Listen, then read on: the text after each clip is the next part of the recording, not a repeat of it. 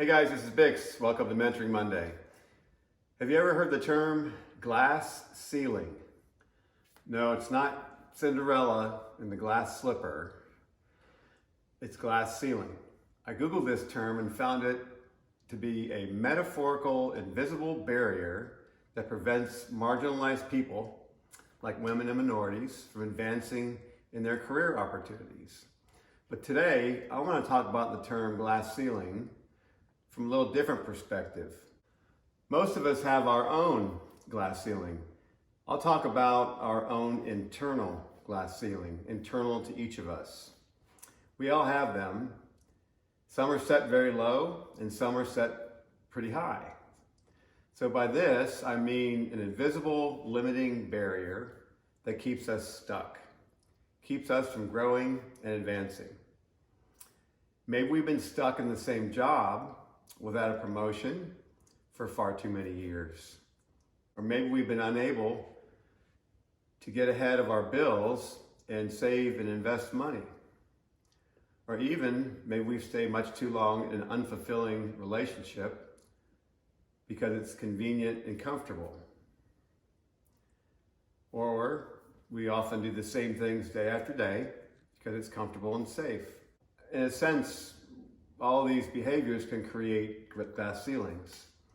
I know a very talented music producer who's a control freak. His need for control and his nobody can do the task or the project as good as I can attitude keeps him from getting bigger and making more money. It keeps him from achieving sustainable growth. His need for control has created his own glass ceiling. Micromanaging is also a glass ceiling to growth. When I was younger, I was afraid to take risks, so I continued to work for somebody else. While secretly, I felt I was a harder worker and could do a better job than the company owner. But because I was not willing to take the risk to start a new business, I had built my own glass ceiling. We all have glass ceilings in various parts of our life. Some are set low and some are high. Most of us have a glass ceiling set for our current level of income. The level of the glass ceiling is based on how hard we want to work and what risks we want to take.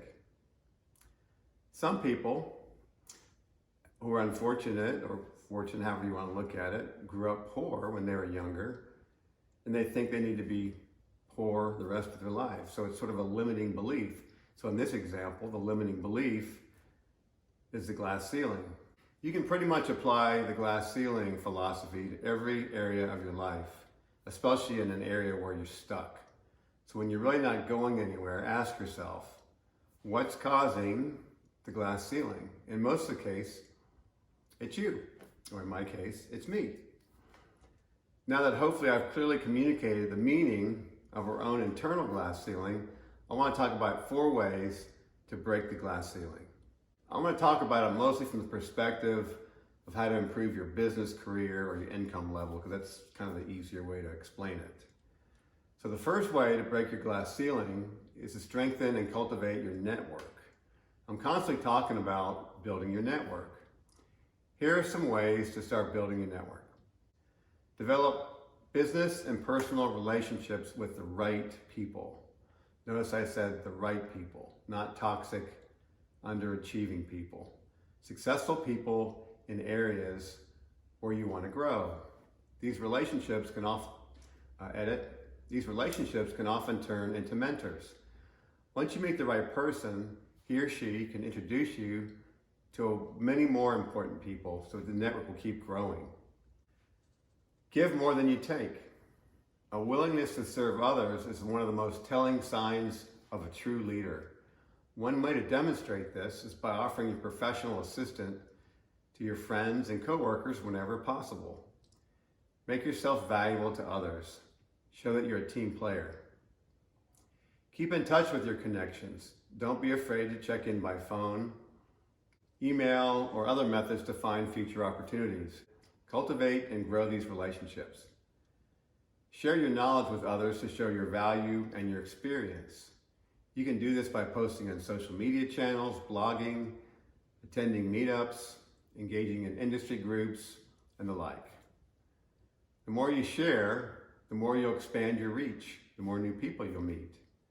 The second way to help break the glass ceiling is to clearly define your goals.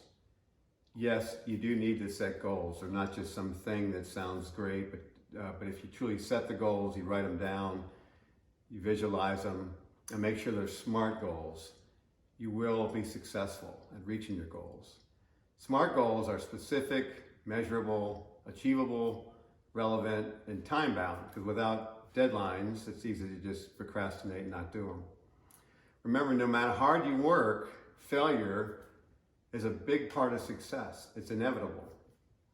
Learn from your mistakes and every setback and look at it as an opportunity to improve your decision-making abilities and strengthen your next attempt or your next decision. The third way to break the glass ceiling is be your own advocate. And I don't mean bragging about yourself. Here's what I mean. Create a positive reputation. Maintain a positive attitude. Adopt a team player mentality. And be consistent. Strive to always do that little bit extra. Set a great example of your work ethic by consistently working hard and being easy to work with. Highlight your strengths when the situation is appropriate. For example, if you're sitting down with your boss for a review, have the facts and the figures ready to show what an asset you are to the team and to the company. And of course, always be willing to adapt. Be flexible. Look for opportunities to grow and develop. Opportunities are everywhere because everybody in every company has problems and they need people to solve them. You just have to look for these opportunities, especially when there's mistakes. There's always opportunities behind the mistakes or as a result of the mistakes. They're there. The fourth way to break through your own glass ceiling is to create your own opportunities. You can put yourself in charge. Perhaps changing jobs and looking for a company with higher upside growth potential is one way to do it, but then it's on you to do the research and to make the right decision, or you're just sort of going from one challenging environment to another. Or you might considering starting your own company. This is a big step, obviously. Consider furthering your education in a certain discipline. This could also be a good start. I'll do a future Mentoring Monday on how to start your own business, but this is a big topic and a lot to consider. Okay, hopefully I've explained this well enough that you understand the concept of an internal glass ceiling. You can identify your own glass ceiling. Knowing your glass ceiling is a huge first step towards raising it or even removing it. This gives us the power to change, the power to grow, and the power to get unstuck. So think about an area in your life where you have a glass ceiling.